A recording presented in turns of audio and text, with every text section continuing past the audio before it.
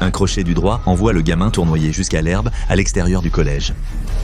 Il ne supporte pas le tyran, mais alors qu'il crache un paquet de salive teintée de sang sur le sol, il doit admettre à travers sa mâchoire douloureuse que le tyran peut donner un sacré coup de poing. Il y a un cercle d'enfants autour d'eux, deux chantent et rient, tandis que d'autres enregistrent la scène sur leur téléphone pour la poster plus tard sur les réseaux sociaux. Le cœur de l'enfant bat avec colère et peur. C'est tellement cruel, pense-t-il. Et pourtant, il se sent impuissant à l'arrêter. Le tyran se tient au-dessus de lui, frottant les jointures de sa main qui frappe. Il semble plus grand que nature pour l'enfant, une figure imposante de malveillance et de force. Il n'a peut-être que 13 ans, mais quand on a 11 ans, comme le gamin, c'est un monde de différence. Le gamin essaie de trouver une solution rationnelle pour s'échapper, mais ce bateau a déjà levé l'ancre. La brute lui donne un méchant coup de pied dans le ventre qui lui coupe le souffle. « Si je voulais t'entendre parler, je te manipulerais comme une marionnette, Minus, » dit la brute en riant méchamment. Tout le reste de la foule rit avec lui. Peut-être qu'il devrait courir, ou peut-être qu'il pourrait simplement laisser le passage à tabac se produire. Ce serait plus simple ainsi, et la douleur passerait d'ici demain. Mais une voix têtue en lui murmure qu'il ne peut pas simplement continuer à fuir. Le gamin ne peut plus supporter ça. Il doit riposter. Rassemblant toutes ses forces, il bondit et décoche un coup de poing au visage du tyran, le faisant un peu chanceler. Mais le gamin n'est pas un athlète. C'est un athlète. Une fois le choc initial du coup dissipé, le gamin était mortifié de voir à quel point il a fait peu de dégâts. « C'est tout », gronde le tyran. « Maintenant, je vais vraiment te détruire. » L'enfant ferme les yeux et se prépare à recevoir un coup. Mais rien ne se passe. Il ouvre à peine un œil pour jeter un coup d'œil et voit un enseignant sortir des portes de l'école secondaire et marcher vers eux. Il est sauvé. Mais alors que l'enseignant s'approche, le gamin regarde avec incrédulité le comportement de l'intimidateur changeant en un instant. Son froncement de sourcils s'adoucit, sa posture se détend, et soudainement le même visage qui le regardait avec dédain il y a quelques instants se transforme en un regard plein de préoccupation, comme s'il était prêt à tendre la main. L'enfant a du mal à le comprendre. Le tyran est devenu l'image parfaite de l'innocence, allant même jusqu'à tendre la main vers lui. Il n'a pas frappé l'enfant, il l'a simplement aidé à se relever après sa chute. Il est si maladroit, après tout. Et le pire, c'est que le professeur y croit. Le pouls de l'enfant bat dans ses oreilles alors qu'il jette un coup d'œil au professeur, puis retourne vers le tyran qui arbore maintenant une expression pratiquée, sainte. La foule autour d'eux change aussi, affichant des visages choqués, compatissants, comme s'ils faisaient tous partie du même acte. C'est surréaliste, comme une pièce où il est le seul sans script. Le gamin ouvre la bouche pour protester, pour crier la vérité, mais les mots meurent dans sa gorge. Il sait qu'il le verrait comme le menteur dans cette situation. L'injustice pique plus que la douleur dans ses côtes meurtries. Le gamin ne peut que fuir tout cela, les larmes piquant ses yeux. Il sait que s'il reste jusqu'à ce que le professeur parte, il n'y aura qu'une autre raclée sauvage qui l'attend. Il s'enfuit de l'école, passe devant le bus et va jusqu'en ville, voulant juste s'éloigner de tout cela.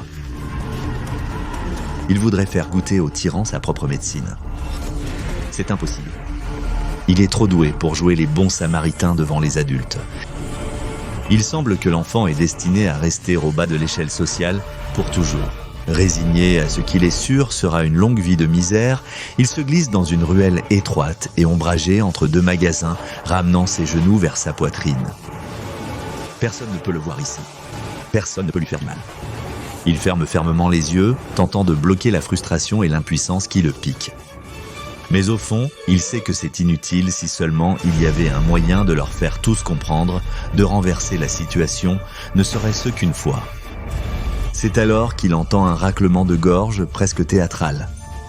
Surpris, il lève les yeux et voit une silhouette à l'entrée de la ruelle. C'est un homme, ou du moins il y ressemble. Vêtu d'un costume élégant et démodé, avec une cape colorée et tourbillonnante et une moustache qui défie pratiquement la gravité, l'étranger semble sortir d'un livre d'histoire. Ses yeux brillent d'une chaleur dérangeante alors qu'il tend une main gantée vers l'enfant. « Relève la tête, jeune homme, dit l'étranger d'une voix douce et étrangement réconfortante. Un petit oiseau m'a dit que tu avais besoin d'un peu d'aide. » Le cœur de l'enfant s'emballe en observant l'étranger, éprouvant un mélange de méfiance et de curiosité. L'apparence de l'homme semble presque trop parfaite, comme s'il avait répété ce moment des centaines de fois auparavant. Les instincts de l'enfant lui crient de se méfier. Personne n'apparaît jamais comme ça. Il y a quelque chose de fascinant dans le sourire calme de l'homme, la façon dont il fait tournoyer l'extrémité de sa moustache avec un geste pratiqué. Même lorsque l'étranger plonge sa main dans sa veste et sort une poignée de sucettes brillamment emballées, chacune brillant dans la lumière tamisée, l'enfant sent ses inquiétudes s'estomper, remplacées par un étrange sentiment de soulagement. Comme si, peut-être, c'est exactement ce qu'il attendait. Celles-ci, dit l'étranger avec un clin d'œil, sont un peu non conventionnelles. Une solution unique pour un problème spécifique. Il suffit d'un seul coup de langue de ce terrible intimidateur et vous aurez toute la vengeance dont vous pourriez rêver. Aussi simple que ça, dit-il avec un clin d'œil. Assurez-vous simplement qu'il la goûte vraiment. Et ne vous inquiétez pas, ses effets sont complètement inoubliables. Il offre une sucette à l'enfant, son sourire s'élargissant. Tout ce qu'il a à faire est de s'assurer que son intimidateur lèche la sucette. Et alors, il pourra prendre sa revanche. C'est vraiment aussi simple que ça. Convaincre son pire ennemi de lécher une sucette, loin d'être simple. Considérez-la comme un ajustement temporaire, ajoute-t-il avec un sourire conspirateur. Un petit goût de justice poétique. Mais souvenez-vous, il n'y a pas de retour en arrière une fois qu'il a eu un avant-goût. Alors utilisez-la judicieusement. L'enfant hésite seulement un instant avant de tendre la main et d'accepter une sucette de l'étranger. Dr. Wondertainment le regarde, son sourire s'élargissant. « Bon choix, murmure-t-il. Je soupçonne que cela va changer la vie. » Le lendemain, le tyran reçoit une lettre glissée dans son casier tôt le matin. Et devinez quoi, elle vient de la fille dont il est amoureux depuis toute l'année. Dans la lettre, elle avoue son amour et scelle l'affaire avec un cadeau. Une sucette. Le cœur du tyran bat la chamade et avec un sourire incrédule, il déballe la sucette et la goûte. Son expression devient instantanément confuse, il s'arrête et retire la sucette de sa bouche. Il y a quelque chose d'étrange dans le goût, une amertume bizarre, comme s'il venait de lécher le fond d'une chaussure, mais mélangée à du sucre. Il grimace, prêt à la recracher, mais après un regard autour de lui, il se ressaisit et fait comme si de rien n'était. Après tout, c'est un cadeau de sa part, et elle pourrait être en train de regarder. Peut-être que c'est censé avoir ce goût. Il vérifie l'emballage du bonbon, il est écrit « Les langues tortures tentantes du Dr. Wondertainment, marque déposée, saveur asphalte ». Quel genre de bonbon blague est-ce? Il lèche à nouveau prudemment, espérant que l'amertume disparaisse. Mais le goût s'intensifie, laissant une sensation désagréable d'engourdissement sur sa langue. Avant de comprendre le goût étrange du bonbon, il remarque l'enseignante qui s'approche dans le couloir. Super sûrement là pour contrôler son état suite à l'incident d'hier. Pas de problème, il va activer son charme habituel, jouer l'élève modèle et puis...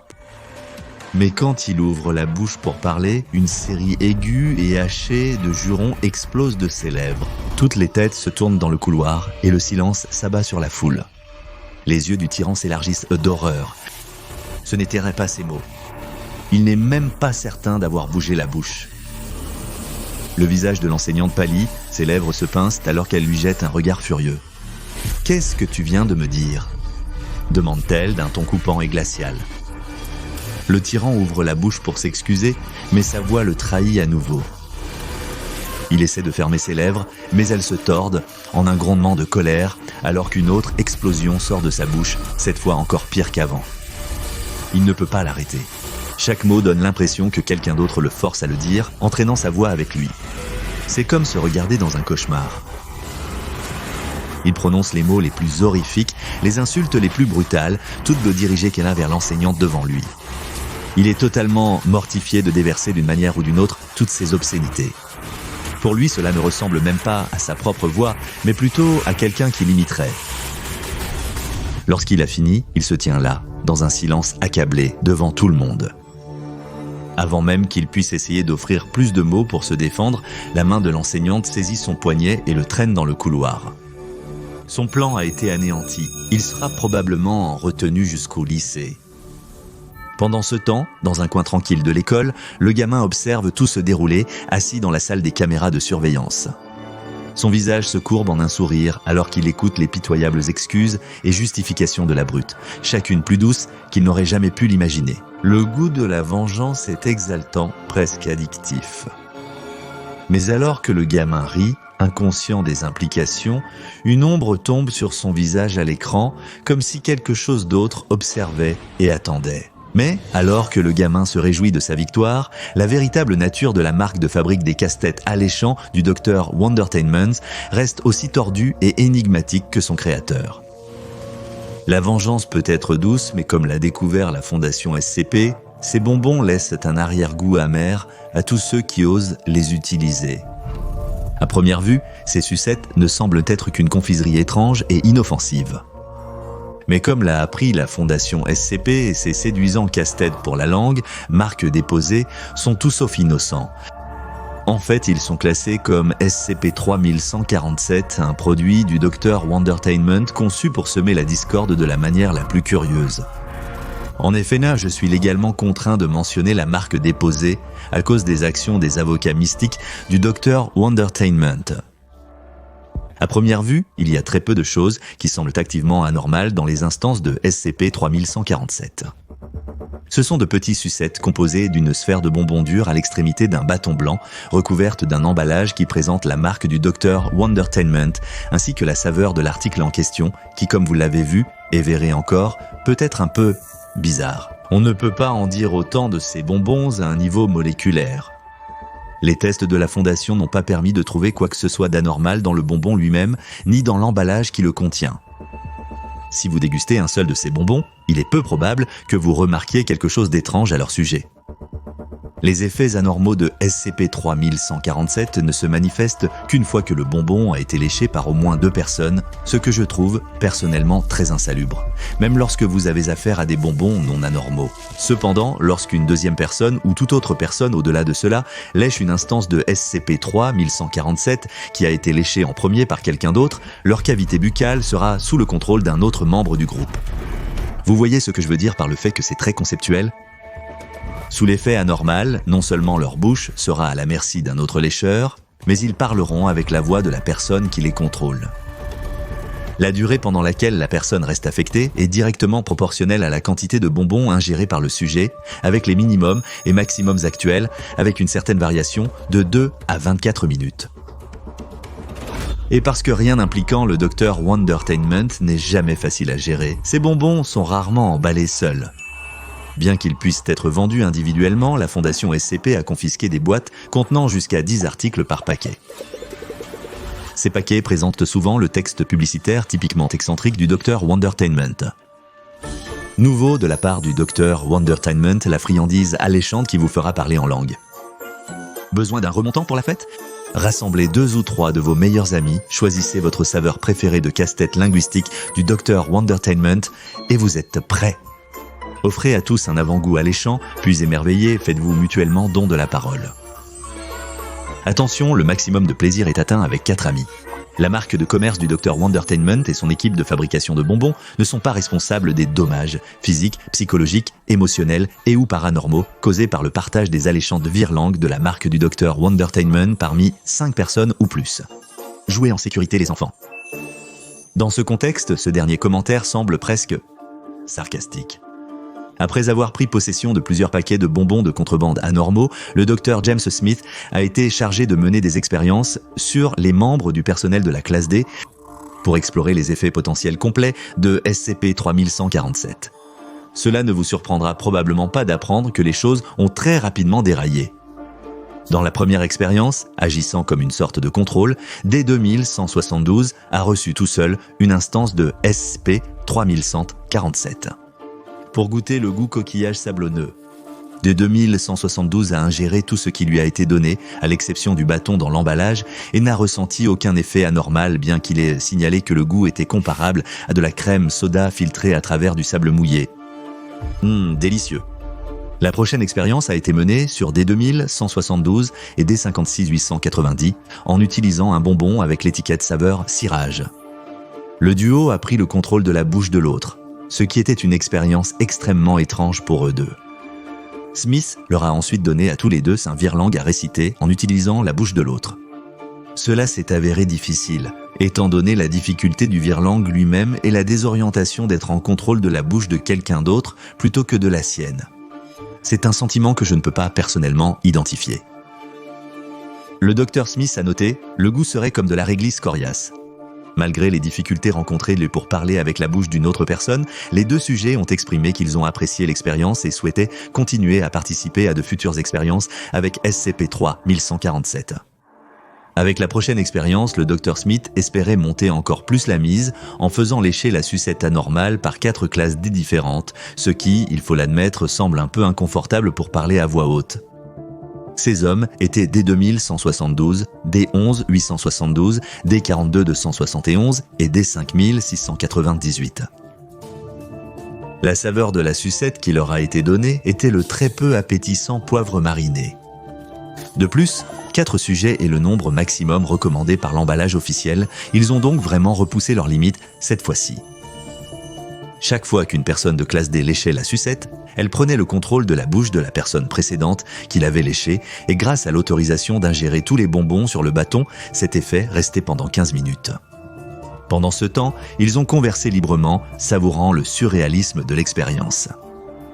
Le Dr Smith a noté « saveur conforme aux attentes ». Personnellement, je compatis avec notre malheureux transcripteur. C'était assez difficile pour les classes D elles-mêmes de suivre exactement qui parlait.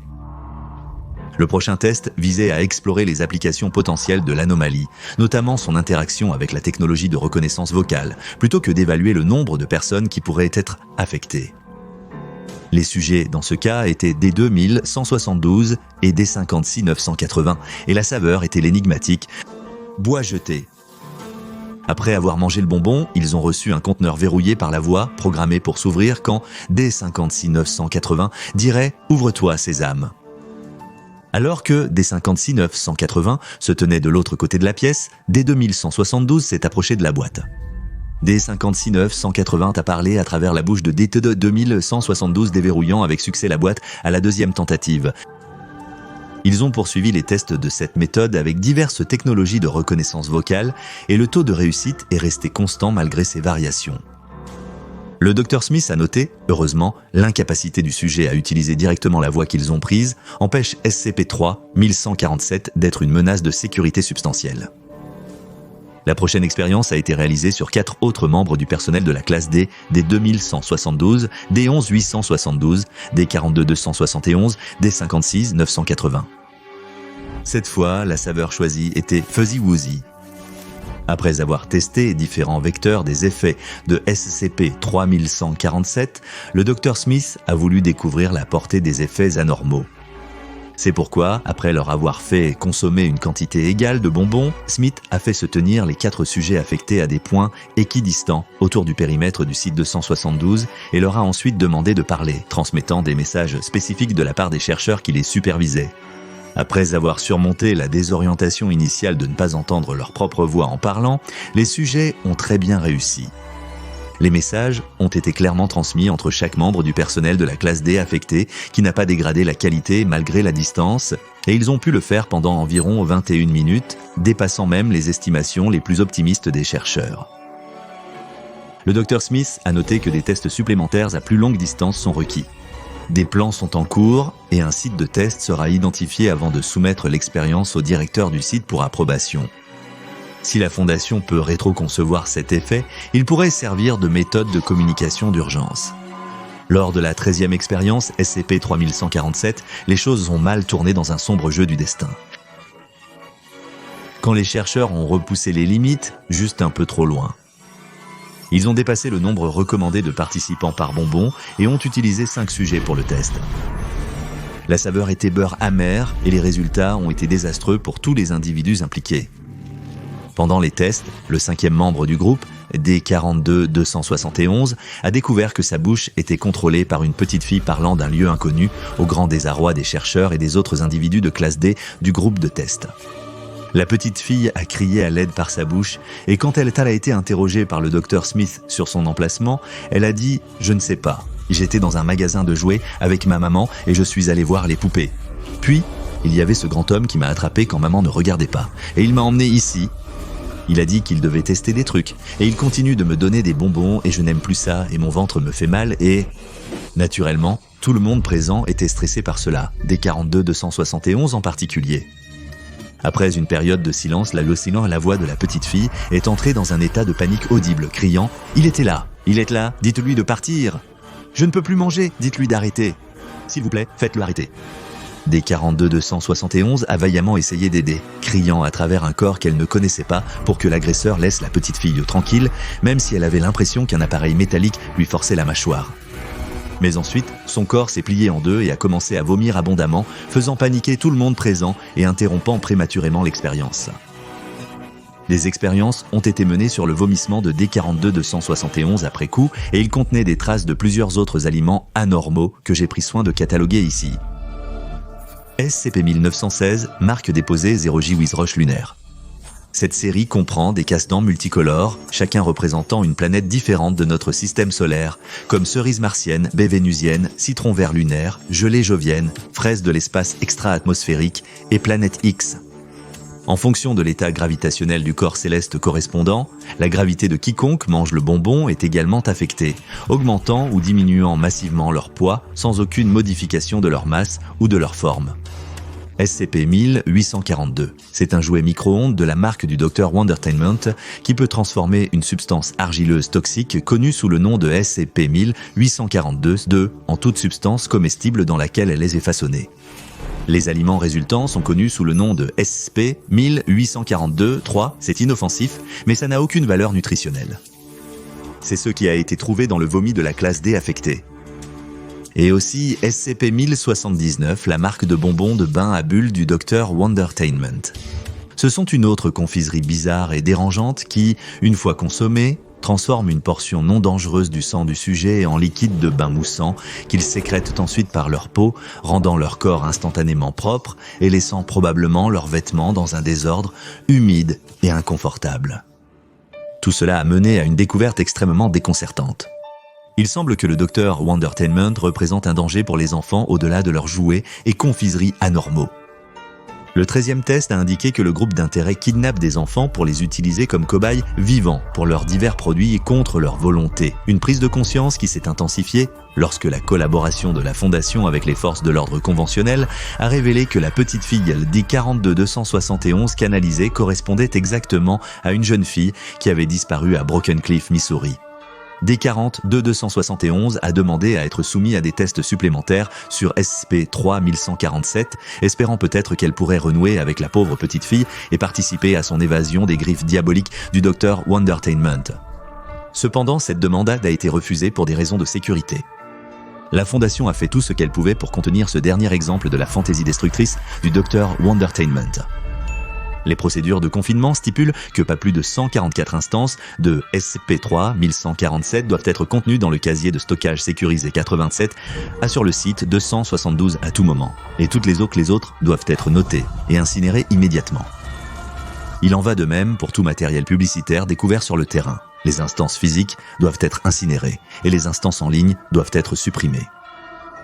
Si une personne est trouvée en possession d'une instance de SCP-3147, l'objet anormal doit être confisqué immédiatement et elle doit être traitée avec des amnésiques de classe A si elle a sans été témoin de l'un des effets anormaux de SCP-3147. La Fondation a également distribué des matériaux liés à une fausse campagne de rappel, affirmant que l'exposition à SCP-3147 a un effet délirant sur les victimes. Comme vous l'avez déjà vu, les chercheurs se sont amusés à réaliser des expériences avec cette anomalie confiserie. Mais cela ne signifie pas que ces expériences ne sont pas strictement réglementées. Les propositions d'expérience doivent être soumises au Dr James Smith, responsable de la recherche, pour approbation. Toute expérience impliquant 5 sujets de test ou plus doit également être approuvée par le directeur du site et supervisée personnellement par le Dr Smith, juste pour s'assurer que personne n'utilise les privilèges de recherche de manière... Un hibou-sage a été une fois interrogé « Combien de coups de langue faut-il pour atteindre le centre d'un Tootsie Pop ?» Quand il s'agit de la marque de fabrique des casse-têtes linguistiques alléchants du Dr Wondertainment, ce vieux chercheur avisé vous recommande de jouer la sécurité et de vous en tenir au chocolat. Rejoignez le Patreon du Dr Bob et devenez un jeune chercheur. Jetez un œil à un autre des dossiers du Dr Bob, comme SCP-1000, 550, Les animaux, sur mesure, du Dr. Wondertainment, compilation des 12 meilleurs animaux SCP.